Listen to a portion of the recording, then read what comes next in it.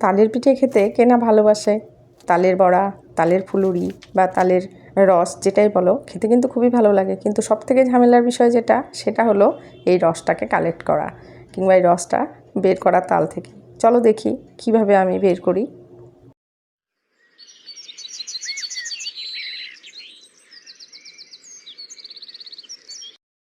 Hello বন্ধুরা, আশা করি প্রত্যেকে ভালো আছো। আজকে আবারও একটা নতুন ভিডিওতে তোমাদের ওয়েলকাম করছি। তো আজকের ভিডিওটা হলো, আমি এই দেখো তাল তোমরা দেখতে পেলে, তালটা গতকাল এনেছিল, সেটাই আমি আজকে এটা তালের রসটা কালেক্ট করব। তো আমি কি করে তালের রস বের করি তাল থেকে, সেটাই তোমাদের সাথে শেয়ার করছি। দেখো, প্রথমেই তালটা খুব ভালোভাবে একটু ধুয়ে নিতে হবে, কারণ তালগুলো দেখবে ওরা মাটিতে এটাতে এখানে সেখানে রেখে দেয়। তার জন্য ভালোভাবে ধুয়ে আমি একটা প্লাস্টিক পেতে নিয়েছি। তোমাদের আমি আগের ভিডিওতে দেখিয়েছিলাম, এটা আটার প্যাকেট। তো এই প্যাকেটটা আমি কেটে নিয়েছি, কেন কি তালের রসটা বের করার সময় নানা জায়গায় ছিটিয়ে পড়ে, তাতে কাউন্টার টপটা কিন্তু নোংরা হয়ে যায়। এইভাবে যদি করা যায় তবে কিন্তু ঘরটাও নোংরা হবে না আর সব কিছুই পরিষ্কার থাকবে। এই দেখো, আমি একটা একটা করে এই জায়গাটা ভালোভাবে খুলে নিতে হবে। এভাবে খুলে নিয়ে তারপরে একটা একটা করে এইভাবে যখন ধরে টানবে তখনই কিন্তু বেরিয়ে যাবে। কিন্তু এগুলো কিন্তু মারাত্মক ধার হয়, তার জন্য একটু সাবধানে ধরে টানতে হবে। আর তালটা যদি খুব পাকা হয় তবে সহজেই বেরিয়ে আসবে, শক্ত হলে কিন্তু শক্তি দিয়ে টানতে হবে। আর এই দেখো, আমি এবার আলাদা আলাদা করে নিচ্ছি। তো এটার মধ্যে 3টে তালের আঁঠি আছে, সেটা এখন আমি ভালোভাবে একটু কালো কালো যে অংশগুলো সেগুলো পরিষ্কার করে নেব। কারণ আর তালটা সবসময় চেষ্টা করবে কালো তাল কেনার। কালো তাল হলে কি হয়, তালের তেতো ভাবটা একটু কম হয়। যে তালগুলো একটু লাল লাল হয় সেগুলো কিন্তু তেতো ভাবটা খুব বেশি থাকে। তার জন্য আমি তালটাকে একটু নরম করে নিচ্ছি। তার জন্য একটু জল নিয়েছি, জল নিয়ে সেটার মধ্যে তালটাকে আমি কিছুক্ষণের জন্য এখানে একটু ভিজিয়ে রাখবো। তাতে কি হবে, তালের রসটা পুরো নরম হয়ে যাবে, যেটা তালের গায়ে লেগে আছে শক্তভাবে সেটা একটু বেরিয়ে আসবে। আর এদিকে আমি এটা কিছুক্ষণের জন্য ঢেকে রেখে দেব।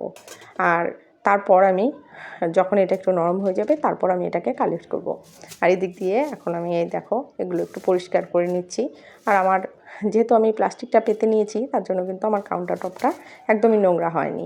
এরপর আমি এটা ধুয়ে আবার ঝুলিয়ে রেখে দেবো, তো শুকিয়ে যাবে। দেখো, এই টেকনিকগুলো তোমরা কিন্তু যে কোনো কাজ করার সময় অ্যাপ্লাই করতে পারো। দেখবে রান্নাঘরের কাজ কিন্তু অনেকটাই ইজি হয়ে যাবে, অনেকটাই সময় বেঁচে যাবে। এখন আমি এগুলো সব ফেলে দেবো ডাস্টবিনে।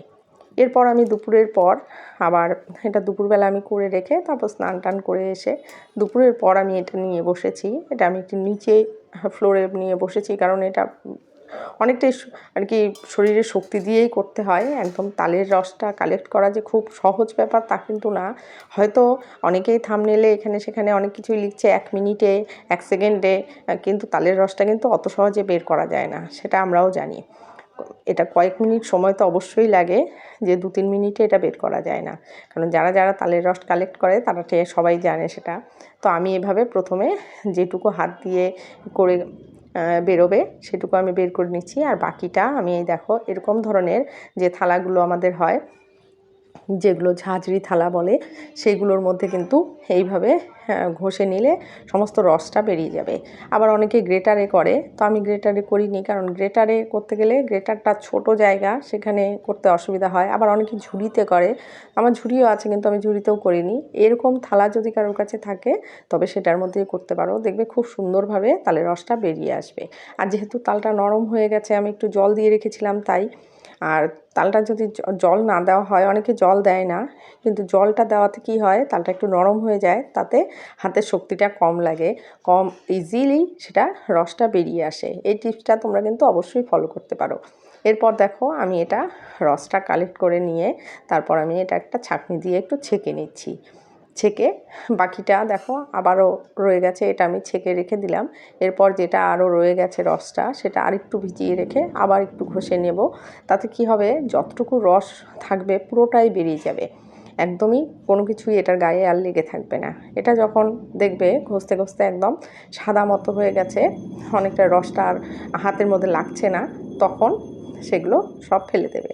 আর অনেকে আবার আঁটিটা রেখে দেয়, পরে তালের আঁটির যে শাঁসটা হয় সেটা খায়, কিন্তু আমি রাখি না, আমি ফেলে দিই। এই দেখো, এটার মধ্যে আর কিন্তু রস নেই, সমস্ত রসই আমি বের করে নিয়েছি। তো এইভাবে রসটা বের করে নিয়ে এবার আমি আবার সেই ছাঁকনি দিয়ে ছেঁকে নেব। যেহেতু এটাতে জল মিশিয়েছি, সেই রসটা কিন্তু অনেকটাই দেখা যাচ্ছে কিংবা অনেকটাই পাতলা হয়েছে। তো সেটা আমি তোমাদের বলবো কী করে সেই রসটা জলটাকে ছাড়াবে।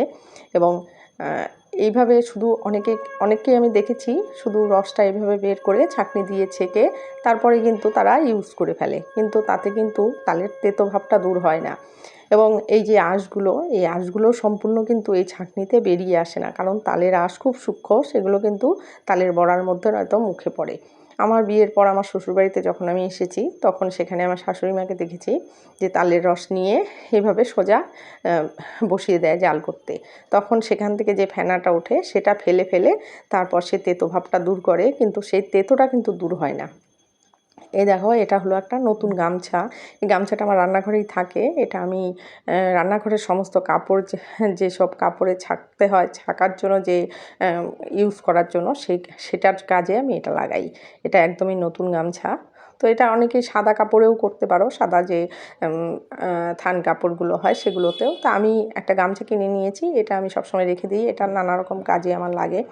এরপর আমি এই গামছা দিয়ে এই তালের রসটাকে আরও একবার ছেঁকে নেব, কারণ এটা এই কাপড় দিয়ে ছেঁকে নিলে কি হয়, যেই সূক্ষ্ম রোয়াগুলো বা আঁশগুলো থাকে সেগুলো ইজিলি বেরিয়ে আসবে, সেগুলো কিন্তু একটাও থাকবে না। একদমই রসটা একদমই ফ্রেশ হয়ে যাবে, কোনো রকম কোনো কিছু করতে গেলে কোনো সময়ই কোনো আঁশ টাশ মুখে পড়বে না।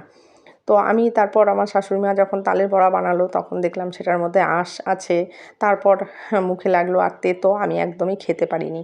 কারণ আমি ছোটোবেলা থেকে আমার মার কাছে দেখেছি মা এভাবে রস সংগ্রহ করে, এবং আমাদের বাড়িতে যে তালের রস হয় সেটা একদমই তেতো হয় না, কোনো রকম মুখে তেতো লাগে না, কিছু লাগে না, একদম মিষ্টি।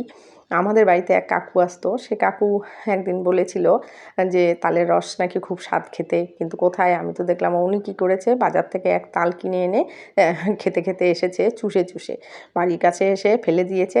বলছে ওরা বলে তাল খুব স্বাদ খেতে, তাল কোথায় এত স্বাদ, তাল তো তেতো। তারপর মা একদিন বলেছে এসো আমি তোমাকে বানিয়ে দেবো, তারপর বানিয়ে খাইয়েছে। তারপর বুঝেছে যে তালটা কিভাবে খায়। আমাদের উত্তরবঙ্গে আছে যারা ওখানকার রাজবংশী, তারা এগুলো খেতে জানতো না, এখন শিখেছে। যারা বাঙালরা, যারা আর কি বাংলাদেশ থেকে এসেছে, যেমন আমার মা বাবারা, আমার শ্বশুরবাড়ির লোকজন সবাই কিন্তু সব জিনিস টেকনিক জানে না। যেমন আমার শ্বশুরবাড়িতে জানে না, কিন্তু আমার বাপের বাড়িতে এগুলো জানে। যেমন এই দেখো, তালটা কিন্তু আমি আবারও গামছাটাকে দুভাঁজ করে নিয়ে এটার মধ্যে রেখে এইভাবে ঝুলিয়ে রাখবো। এটা অনেকক্ষণ ঝুলিয়ে রাখবো। এতে কি হবে, এই যে তেতো যে জলটা আর যেই জলটা আমি এক্সট্রা দিয়েছিলাম সেই সম্পূর্ণ জল কিন্তু আস্তে আস্তে পড়ে যাবে, এক ফোঁটা জলও এটাতে থাকবে না। এই দেখো, অনেকক্ষণ পর প্রায় এক ঘন্টা পর আমি এসে জলটা দেখো, পুরো জলটা পড়ে গেছে, শুধু রসটা কিন্তু কালেক্ট হয়ে গেছে। আর এখানে কিন্তু এক ফোঁটাও কোনো তেতো ভাবও নেই, তেতো জলটাও সাথে বেরিয়ে গেছে। তো তোমরা এইভাবে করে দেখবে, যেমন তালের যে তেতো রসটা থাকে সাথে, সেটাও কিন্তু এই জলের সাথে বেরিয়ে যায়। এরপর এই রসটাকে কালেক্ট করে নিয়ে যে কোনো কাজই তোমরা করতে পারো ইজিলি, তালের বড়া যে কোনো কিছু বানাতে পারো।